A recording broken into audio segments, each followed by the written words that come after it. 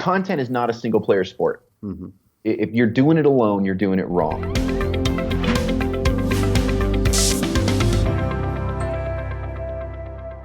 Hey guys and gals, Trevor here with another episode of the CarrotCast, and I've actually got on with us today one of our kind of internal team members that y'all have probably read his stuff, but you didn't know it was him or his team doing it. And I'm always really excited to be able to bring on people that we work with to help make us better and to kind of teach you guys how you guys can improve certain parts of your business. And Aaron Orendorff is one of those guys that we're going to introduce you to him here in a second. But just really fortunate to come across Aaron.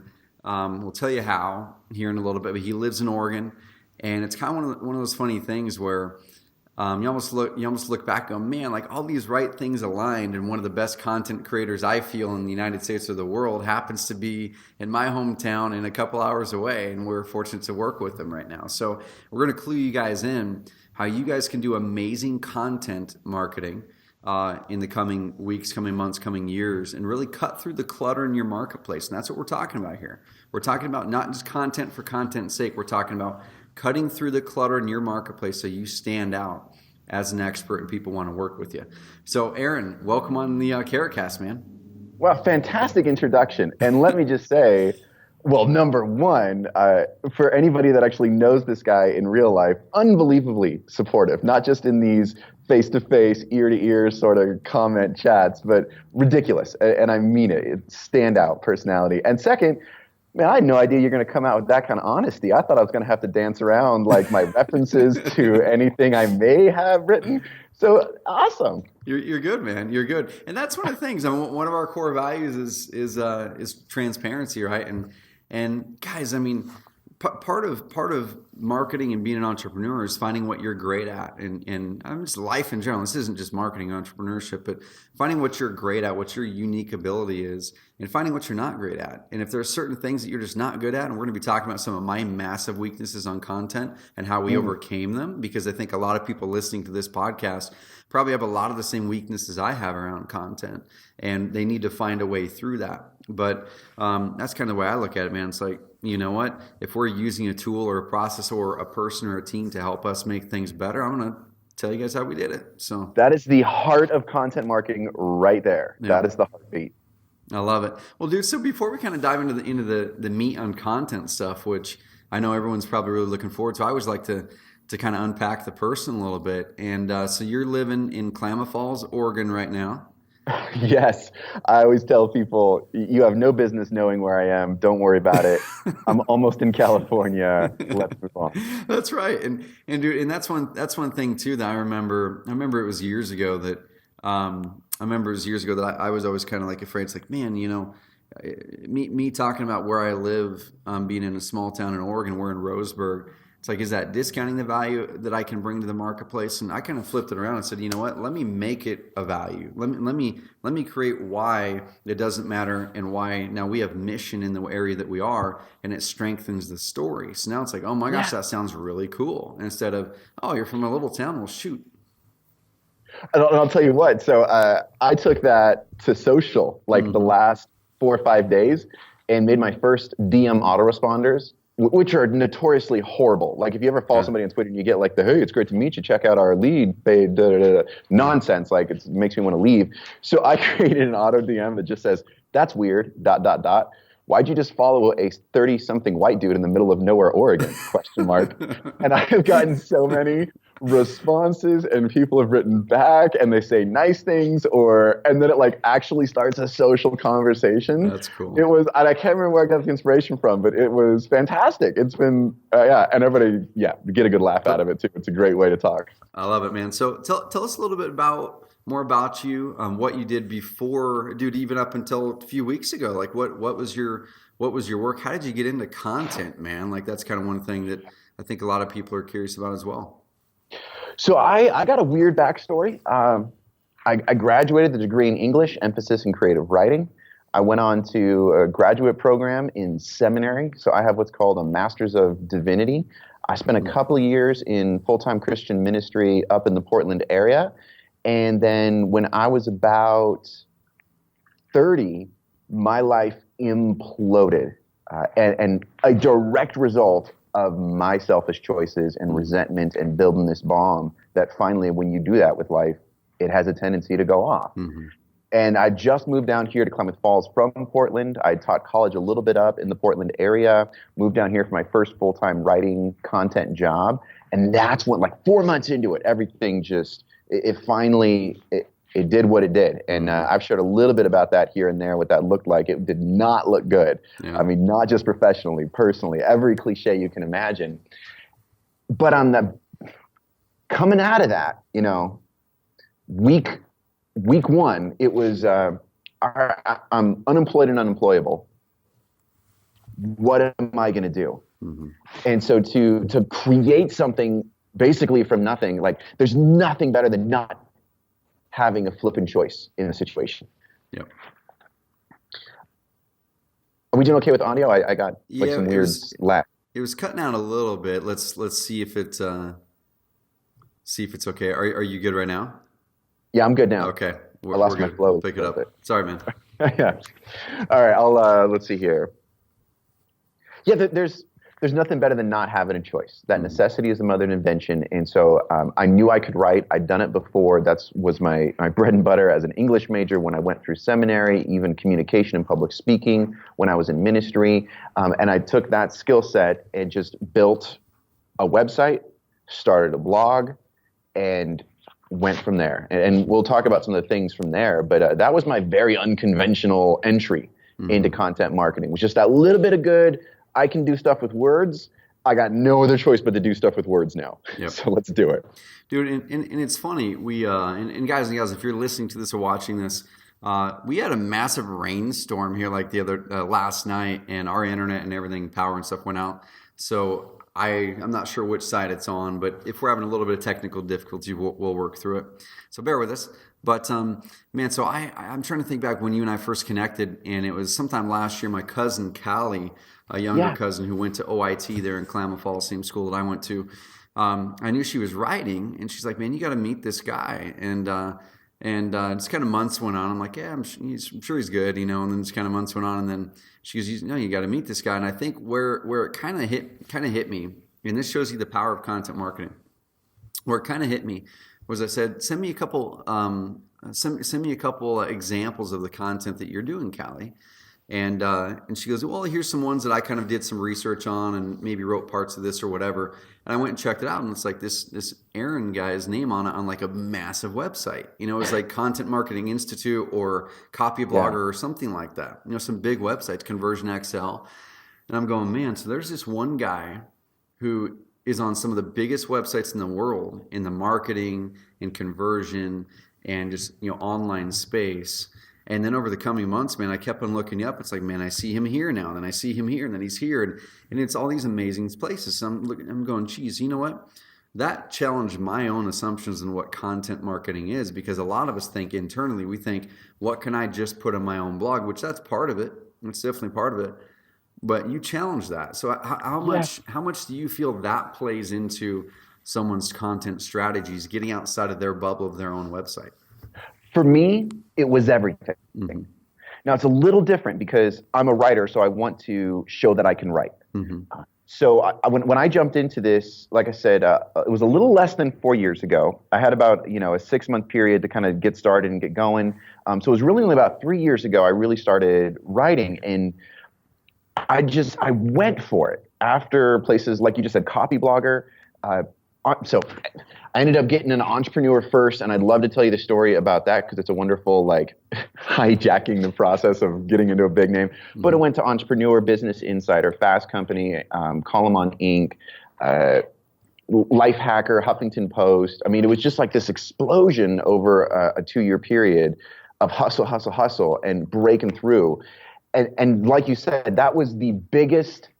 That wasn't just the biggest for my own exposure and PR and starting to get traffic to my site, but especially like once somebody heard about me and I could just immediately send them to these places, that was the social proof. Yep. There was no haggling over price after that, you know? Yep. And so it's going to be a little bit different, but I think there's some really smart ways you can do that as a business owner, and yeah, let's talk about that a little bit more. You lead the conversation, but that's a great way to look at it. No, totally. So I'm going to work back to why we ended up working with you, and the reason I'm saying this is, guys and gals, not to hire Aaron because you probably can't afford him. You probably don't want to pay the fees that he's able to charge and the value he brings right now. But the reason we're saying this, and he's probably too busy too, but the reason we're saying this is because you can find your own version of Aaron or this process that works for you. So for me, I've always been a content marketer. That's something that I enjoy doing. It was something I could do for free. At the start, I could set up a website and just start putting some things on the website and putting content out there. And so I started doing that, and it was really easy and really free. Now the thing is, once I started to get consistent with it and see results, then I started to learn SEO. I'm like, okay, if I'm going to write content, I might as well make it rank for certain things people are already typing in. And that's the first way that I ever started making any real money leveraging the web, was me just sitting down and making simple pieces of content. It was like a video or an article reviewing, let's say, software for property managers or something. Then I would learn how to write it so it was compelling, so it ranked well in Google. I'm like, okay, this is great. So I got hooked by it because I built my first company based on content. Fast forward to Carrot now. When we were starting the company, we're like, okay, how are we going to grow this company? I go, well, let's start with content. Let's go out there and find the different phrases people are typing in. Let's create content on the blog. Let's get it ranked there, which this is not a call on SEO. So you guys can go listen to our other podcasts on SEO. But that to me is where I kind of got the foundation. I saw it worked. I saw it sustainable, and it grew. The problem was, are you at Gaucho, man? Yeah, I am. I'm trying to move nonchalantly. No, you're good, dude. So, guys and gals, if you're watching the video version of this, so we have, if you're on the just the audio version, head over to our website at CarrotCast.com. And don't tell them that. No, we have one of the things I'm passionate about is entrepreneurs, entrepreneur co-workspaces. It's so cool that Adam started that over there.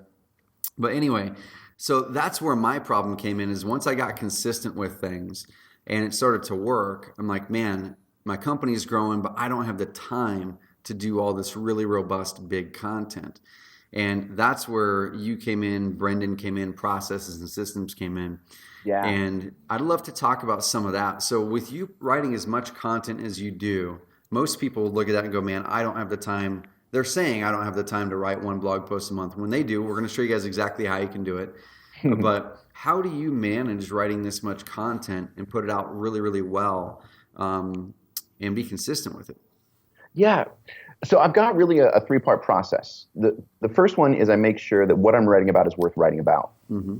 And so I'm not an SEO genius or anything like that, but when it comes to selecting topics and finding keywords and then optimizing for that, what I really look at is what is popular right now. Because a lot of what I write for is guest posts on those big sites. And so what matters is that I know what plays well there already. Mm-hmm. And even like competitive analysis. So if you trying to build up your own blog and you've got sort of these heroes that you read, you look at, you listen to, and whatever your niche is, you can do the exact same thing with, say, a tool like Buzzsumo, mm-hmm. which you just plug in a URL or a keyword, and it's going to tell you here are the top posts on social media as they've been shared or linked to from exactly them. And that ensures that I'm off and running them with the best. Yep.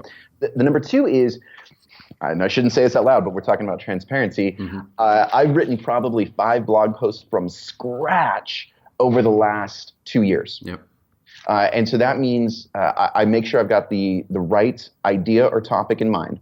I know the outline process it needs to be. So here's the hell, the pain that it's going to save somebody from, and here's the heaven, the endpoint, the solution that's going to deliver them unto. Mm-hmm. I give it the bullet points or the 1, 2, 3, 4, 5 kind of thing, and then I hand that off. And that's the second biggest part is I hand off the heavy lifting to a ghost drafter, ghost researcher. Mm-hmm.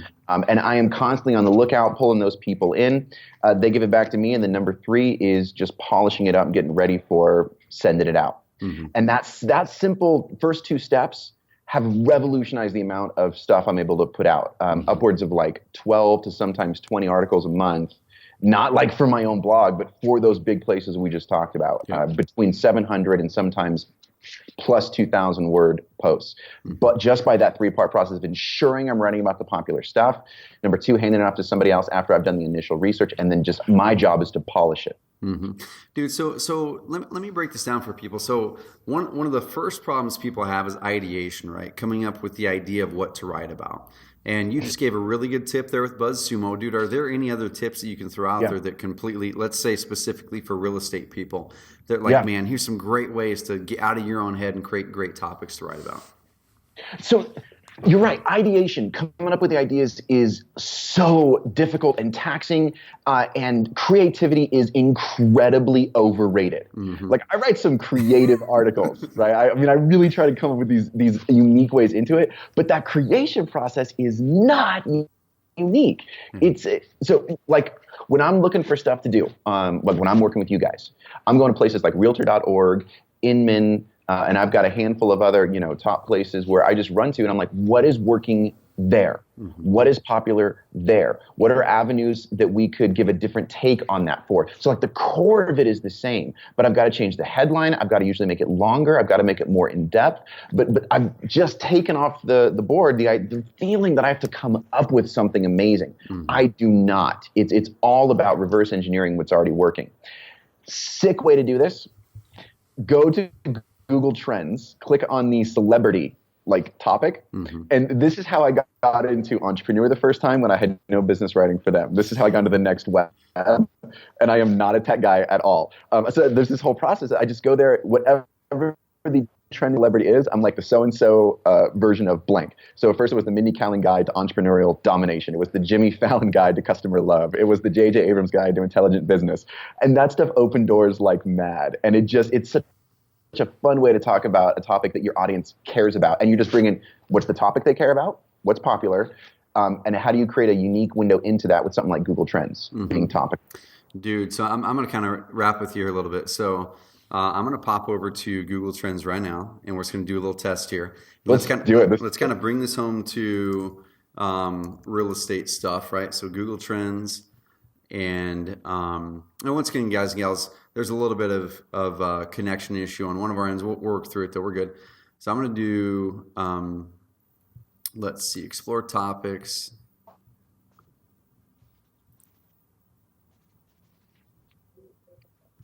Entertainment. Okay.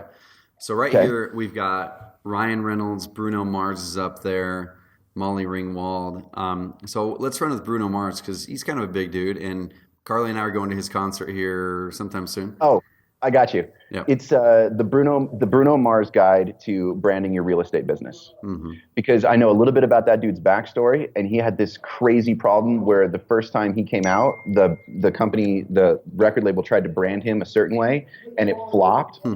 And what he had to do is come back out as Bruno Mars, as we know him now, and rebrand himself. And then that was when his true self came through. So, man, we've got like a cool little narrative to kick it off with. Yep. We've got a killer headline that's already trending on Google. We've got things like, what it came down to was his own, it had to be his personality and transparency coming through. Oh my gosh, that's a lesson for branding. Mm-hmm. You can't fake it. You can't listen to what other people are saying. You can't try to be something you're not. Yeah. See, these things write themselves. I'm telling you. I'm stealing that. That's going on a Trello board. I'm writing that thing. I love it, man. And there's all kinds of stuff. So even if we're going to bring it down to local, so if you're a real estate agent or an investor, and you want to kind of catch people's eyes, so like the Taylor Swift guide to I'm just making stuff. This might not be the best, but we're just kind of wrapping here. So like the Taylor Swift guide, she's on this trending thing.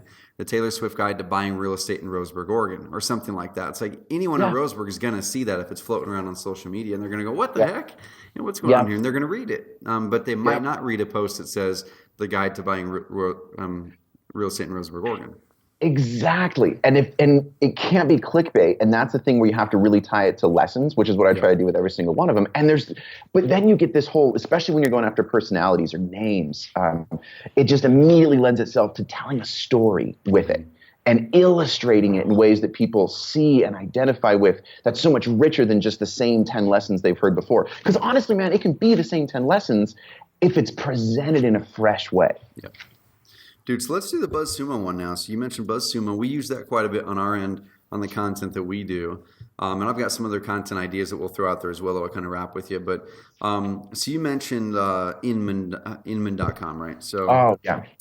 And that's one of the biggest real estate websites out there, especially specifically for agents. Right here. So the number one, when you type in inman.com on Buzzsumo, is 10 reasons you should never buy or sell without an agent. And it's got 11,000 Facebook shares, bunch of stuff. 5 reasons homeowners should list their homes today. 7 home fixes you must complete before selling. If you were to see this and you're writing a blog post for a high power real estate agent, wherever, kind of what would jog your idea bank just on reading this? Well, I mean, tell me what the first one again. It was the 10 reasons you should never buy or sell without a real estate agent, and it's most popular by far. It's like by 80%.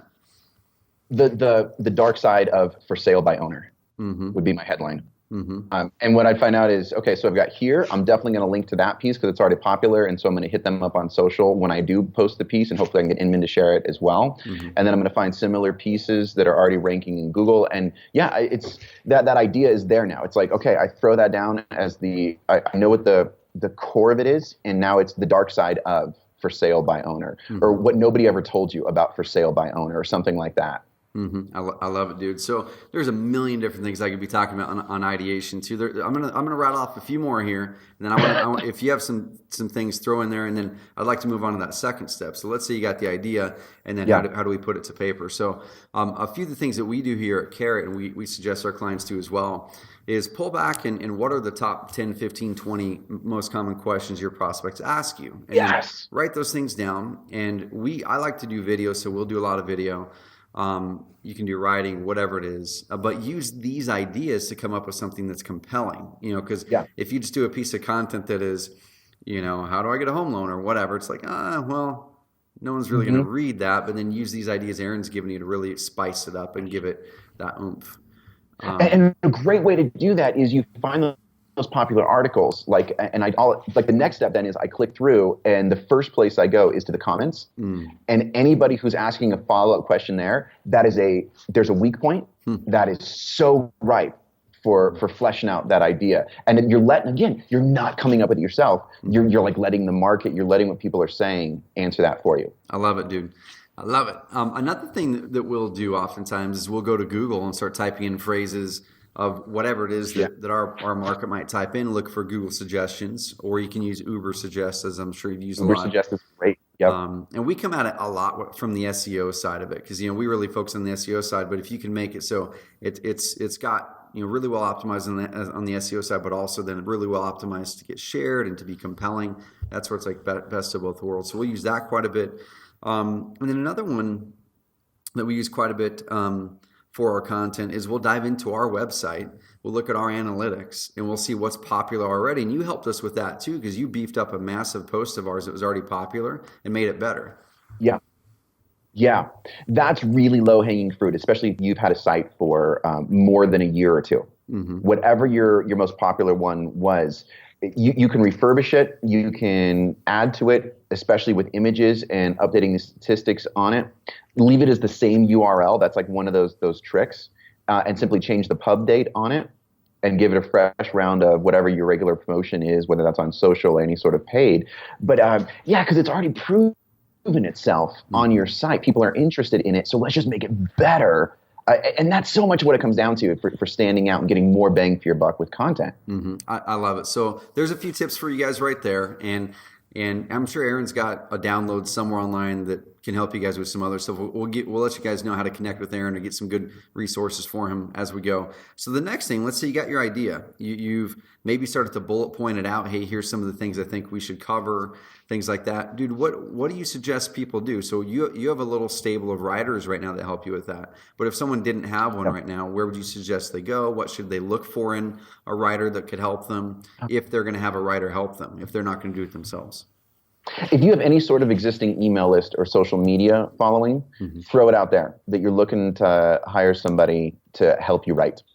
I do that all the time, and I get replies back in off social from different like niches and genres and all that kind of stuff. That's like my first place I go, is I just throw it out there. I'll pay you, and then that's sort of where I leave it, and then like tell them what it's going to be next. And that's there's people in your world. There's people in everybody listening right now's world who are wannabe writers who would jump at that chance. They are there they're waiting in the shadows, and just they're chomping at the bit for somebody in their world to ask them about it, and they're going to be off and running. You've got them. And dude, I think people will be surprised, like you're saying, how many people are out there looking to do that. We here with Carrot, we were looking to beef up our writers stable for our clients, because we have some services for our clients to help them with writing certain things, rewriting the copy on their web pages and things like that. And dude, we were looking all over certain websites, and I said the same thing, like, let's just email our list and then take them through a qualification process. We got about 50 or 60 people to apply. Right. And then we whittled it down to 3 now. We've got 3 great writers who were not, one of them was doing it professionally, the other 2 weren't, but they're like really consistent and good. Yeah. So, and that's all you're looking for is just consistent and good, and somebody that'll deliver and take that lion's share of the work of turning from the idea and topic, the outline, into something that you can then edit. That is the hugest time saver for me. It's massive on that front. So how are outsourcing websites for you? Have you had any success finding people on like Guru.com Never or tried. Upwork or anything? Okay. No, never. Cool. So let's move beyond that. So you've got the person, or you're going to do it yourself. Kind of how do you feel that is the easiest way that someone can lay out an effective blog post or piece of content? Yes. Okay. So let's go through, I don't know, let's 4 steps. Number 1 is know the heaven and hell that your article is going to address. And this is the way that I phrase it with clients. It's the way I phrase it in my own head. The way I work with writers is there's some pain, there's some need, there's some shortcoming, there's something that's bugging, that's making your whoever's going to read that post fearful about this subject. That's the hell. And the idea is here's you and what you know is wrong. It's actually worse than that. And here's the data that shows it, or here's the story that brings it to life or illustrates it. So you're building identification first, and then you're amping up that hell idea so it's emotional and it lends itself to story. And then what's the heaven? What's the outcome? Like, to overcome this problem, we're going to blank. Right? And you'll see this, like if you look at my pieces, thoroughly unoriginal formatting when it comes to like the structure, because it works, because that's how people think. So I start with the heaven and the hell. Number 2 is I go to those posts that I've looked at before, and I'm just scouring them for, all right, what are the best? Is it 5 points? Is it 4 points? Is it 7 steps? What's the process that's going to be the skeletal structure of the post?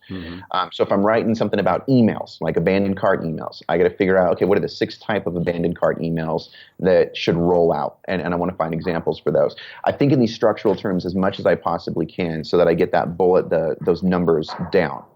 That's the second step. The third is then I jump into the research. And I let the research inspire me and inspire my writers. So again, I'm not having to start from scratch. That research can be simple Google searches. It can go to places like Forrester.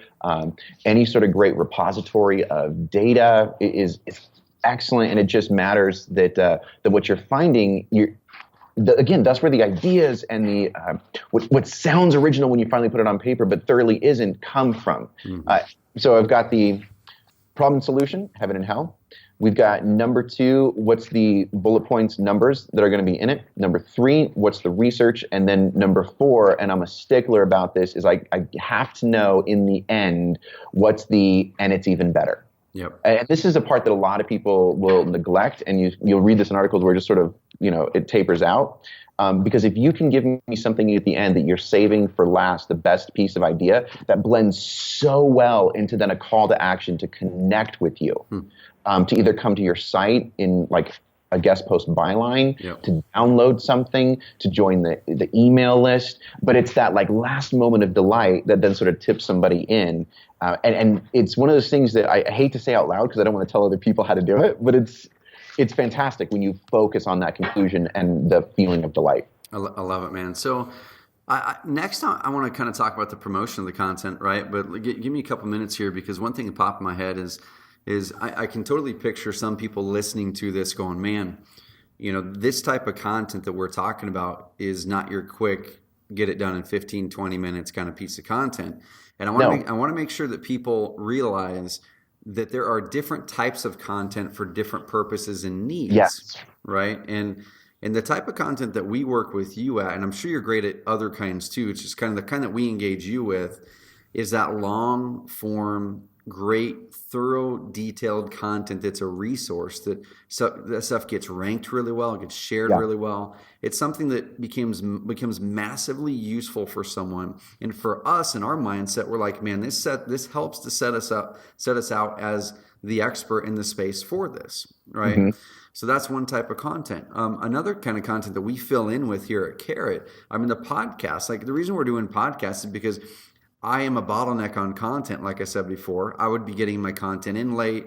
We would not be getting it done. And I'm like, shoot, let me just do what I'm good at. And I can sit here and show up to something and talk for half an hour, and I like it. And so that for us is another piece of content every week. Another thing that we did internally, and I suggest for people who are comfortable on video and want to do something similar, especially real estate agents and investors, is in the moment whenever we get questions from people, and it's just one that like I can just hop in front of the camera and explain. We happen to be doing it with a whiteboard behind us, but if you're a real estate agent and you're out there in the field, and as an example, we bought a house this summer and it's on the river, and there were a lot of issues that were going on with the purchase that I'd never bought a house on the river before, but our agent had, and his parents had a house on the river, and he'd sold other ones. And he was going through, hey, you got to look at this, make sure you look at this, and helping us with this. I'm going, damn, I talked to him about this about a month ago. You should have had your phone out the whole time and said, hey, I'm down Capture here. That. Yeah, exactly, man. Like, I'm down here, on the North Umpqua River, and if you're looking at buying a house on the river, well, I'm going to walk you through 5 things you need to look for, and like walk them through and show them those things. Yes, it would have crushed it. So those are kind of the things that we look at. Is come up with your own content pillars, we call them. One of our pillars is podcast. So we fit that in, we get it processed and systemized, and we do it. Another one is our whiteboard videos. We have a spot where we get questions from people. We choose which ones are the best. We have a very good process to get it. I walk in there, draw the darn thing, walk back out, and I film 4 sessions. I'm in there for 45 minutes, and I'm done, instead of for 4 days writing content. Yes. And then the last one is this long form content that Aaron and his team are so good at, that are really, I think everyone should be doing this, but it shouldn't be everything you do, in my opinion. Yeah, because it'll burn you out, and especially if you're thinking you're going to do this on a multi-weekly basis. When I talk with, especially people I'm just giving advice to that I know, I'm like, shoot for one of these bad boys a month, maybe every other month, and then everything else is stream of consciousness blogging. It's sharing it, being genuinely engaging on social media as well. Facebook Live is fantastic for the kind of stuff you were just talking about, and then you can capture it and actually put it up as a static thing on your website. So there's all these great ways to, as inspiration comes, capture those things. And dude, one thing I would say too that pops in my mind is, I love your take on this, is people always, it's the number one thing is people don't know what to write about. Like I said, number 2 is they don't have the time. And I'm like, guys and gals, so we all watch those reality shows on TV with the house flippers or the agents or, whatever, Mike Rowe or whatever. And those people look at them and it's like, well, yeah, they're on TV. And I'm going, guys, you guys are creating content every day. You're just not recording it. These people just happen to have a person walking behind them with a video camera.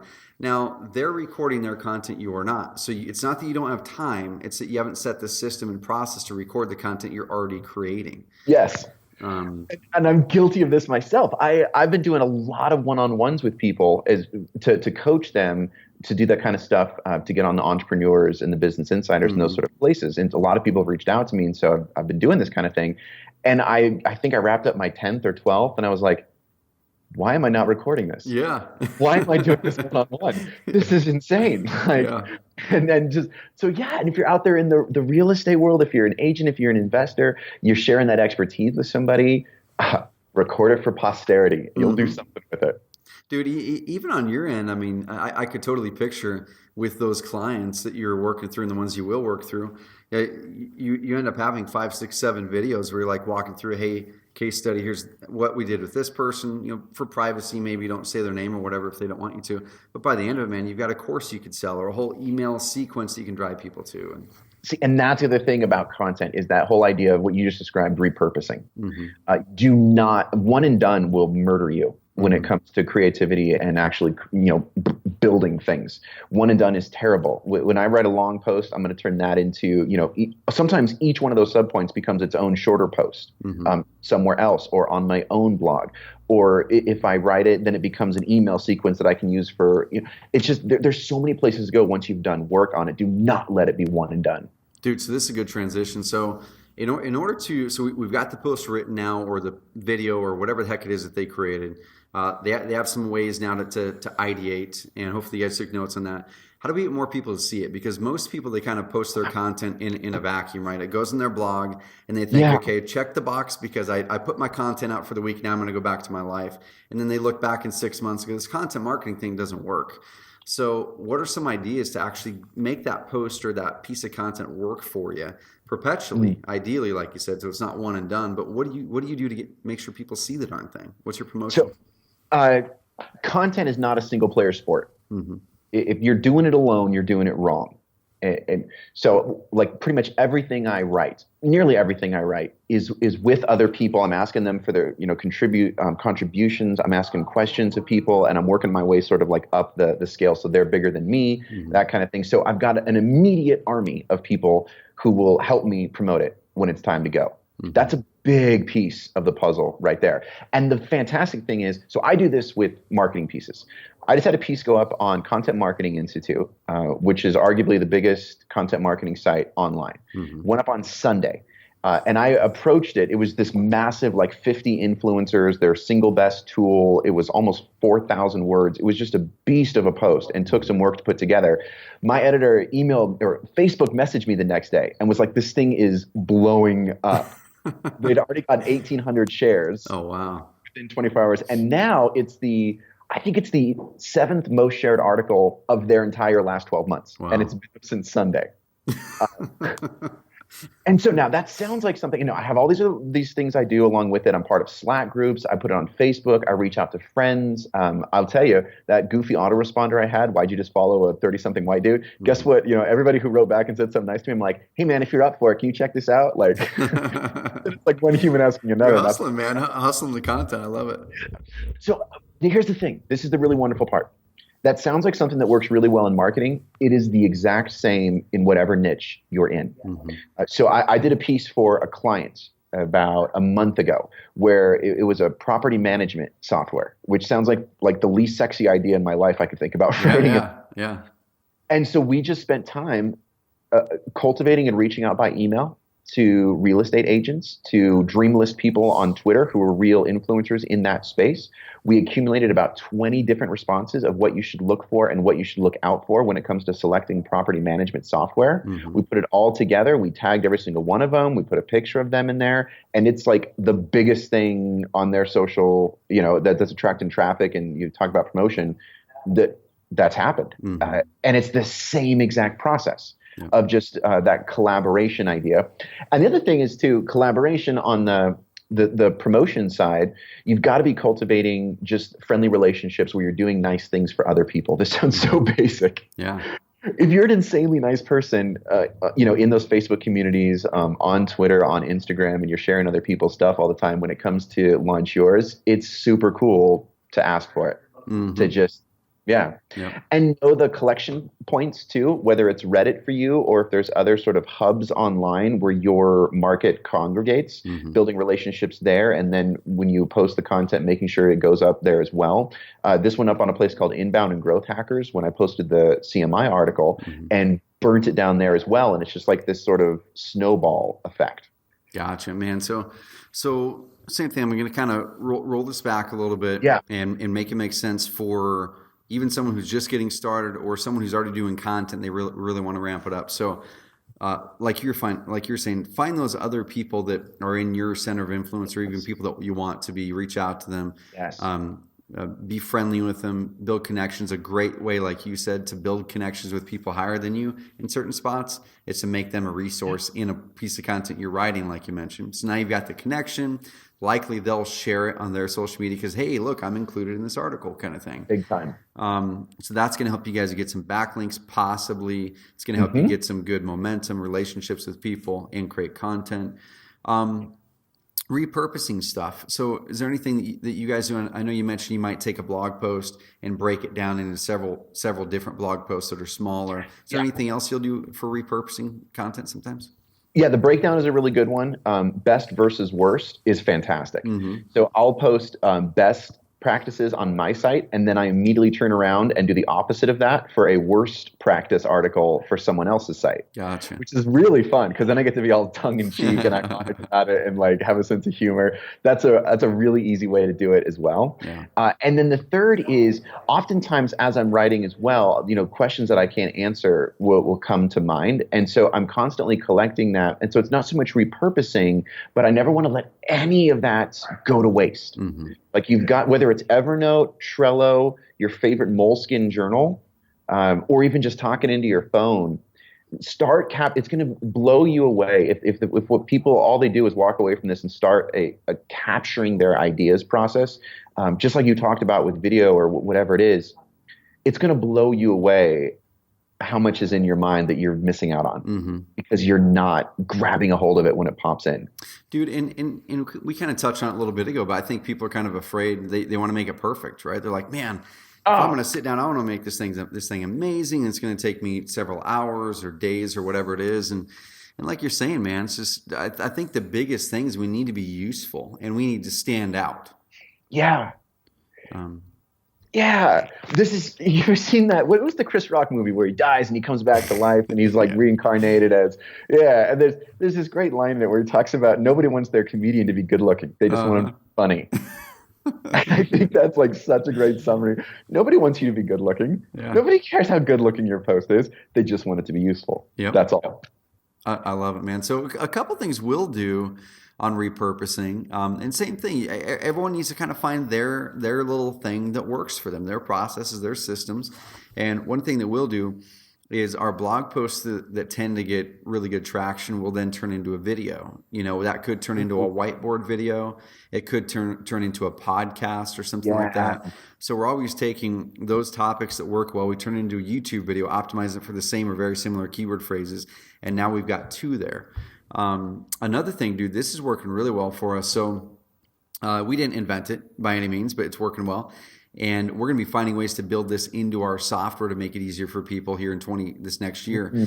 But I love video, right? So we're always trying to go, how can we streamline our stuff? And if I can sit down and do a 5-minute video and be useful and actually be consistent with it, that's awesome. But then I'm like, okay, well, cool. It'd be cool if I could actually have that video help us rank for something on my website, because just putting a video on a blog post isn't going to do much for you. So we send it through rev.com, just a transcription service. It's the best one we found.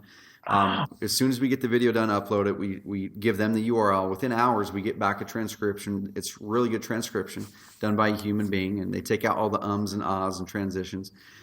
We then just take that transcription, copy and paste, and put it on a blog post.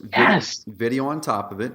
And then Brendan on our team, which you guys can hire this part out to an editor on Upwork or something like that, upwork.com. Yep. But Brendan just takes the darn transcription and makes it look like an article, about 15 minutes, put some subheads there, break the sentences apart, put a couple pictures in there.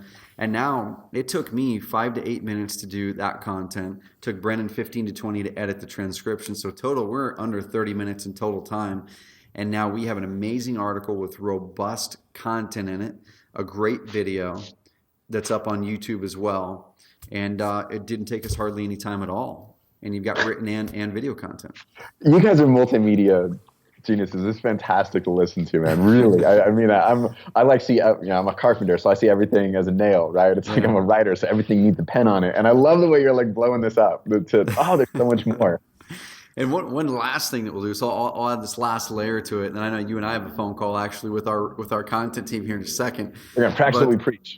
Yeah, exactly. We practice what we preach. So one other thing that we'll do is we take it to the next level. We go, okay, so if this is working, then for some posts, not all, and this stuff, guys and gals, if you're listening to this going, oh my gosh, I can't do all that, that's not the point. Pick one thing to start with and then build systems and improve as you go. We're 3-4 years into it. But we'll take some of our best posts and turn them into slide shares then. So we might have a big, long blog post. We'll turn it into 10, 15, 20 slides, upload it to SlideShare, optimize that. And now with that process, we've taken one effort of content, turn it into 3 to 4 pieces.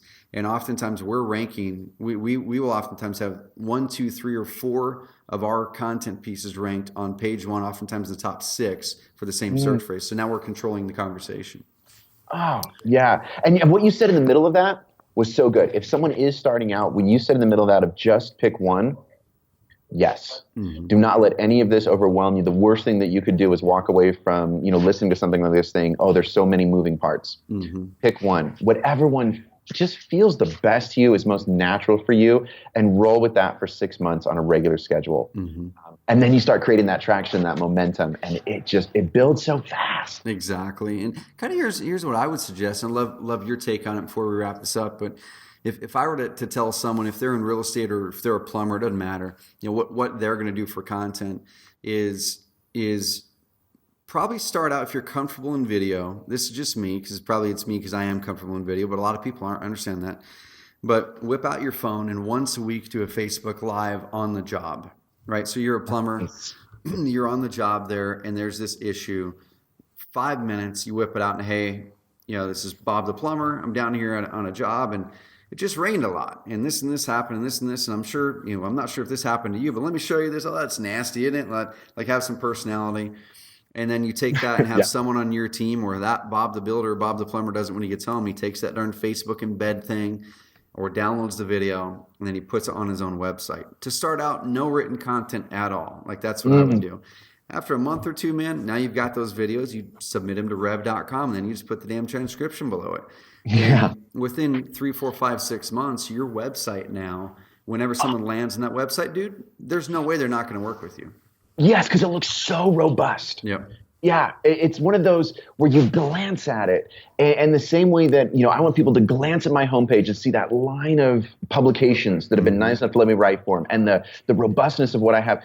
And you're right, it just creates this instant aura, this instant credibility, and you've built it organically yourself. Yep. And then maybe once you're, like you said, maybe 3, 4, 5, 6 months in, if you want to ramp it up, you start to do the longer posts where they're a resource once a month or once every 2 months. And then not only now are you the personality person, you're teaching people, you're useful, you're consistent in your content, but then you've got some really core pieces of content that are amazing pieces of content. And just go from there. I mean, what advice would you have for someone who they're ready to start doing content marketing, and they're like, where should I start? Kind of what would you say?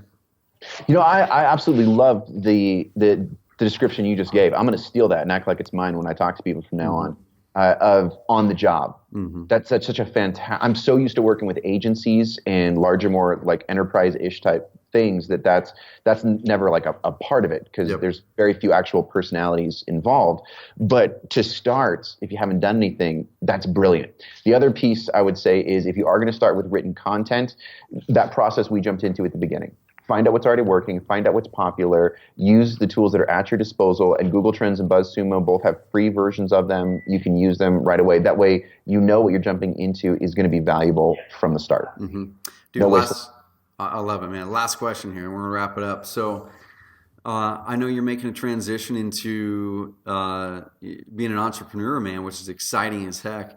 Dude, what are you most excited about, and what are you most scared about over, let's say, the next 12 to 24 months with the move you're taking in your life and business? Oh, what I'm most excited about is, even over the last few days, I finally had that first taste of everything else is off my plate except this. And the amount of energy I can put into it now. With connecting with new people, getting new clients in the pipeline, just in like a 2-day period, is beautiful. It's just like lighting me up. So I'm really excited about actually having that freedom and that time and the energy to see where it goes. What am I most scared of? Failure. I mean, what do you say? Yeah. I'm scared that everybody's going to leave me. Nobody's going to publish any of my work anymore. I'm going to get blacklisted. And then it's going to be this giant sign to everyone in my life that I was always worth nothing. Here's the proof. No, I mean, let's get existential and serious. This thing that holds people back, right? It is. It's like some legit fear. And having a stable of clients lined up for me helps with that. But I don't know any other way to deal with it except just embrace that thing and say, so what? Like, all right, man, let's go make a train wreck out of it. This is going to be fun.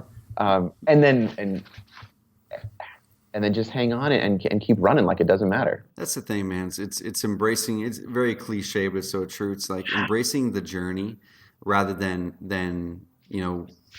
having your eyes set on that horizon, which always changes. If you're always comparing yourself against this ideal out there, that horizon, closer you get to it, it's going to change. There's going to be a new one. So the way that I protect against that, and also my good friend and works out of here, Seth Bueckley, he just wrote an amazing book called Ambition. We had him on the podcast a little bit ago. Amazing entrepreneur.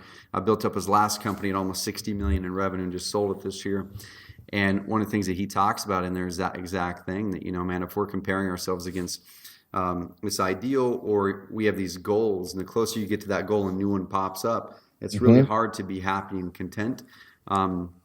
But if you can kind of pull back and just really enjoy that journey, be grateful as heck for what we have right now, and be excited about the journey that we're on, no matter what it leads. Cultivate that gratitude like it's a discipline, like you're doing push-ups in the morning to work that muscle out.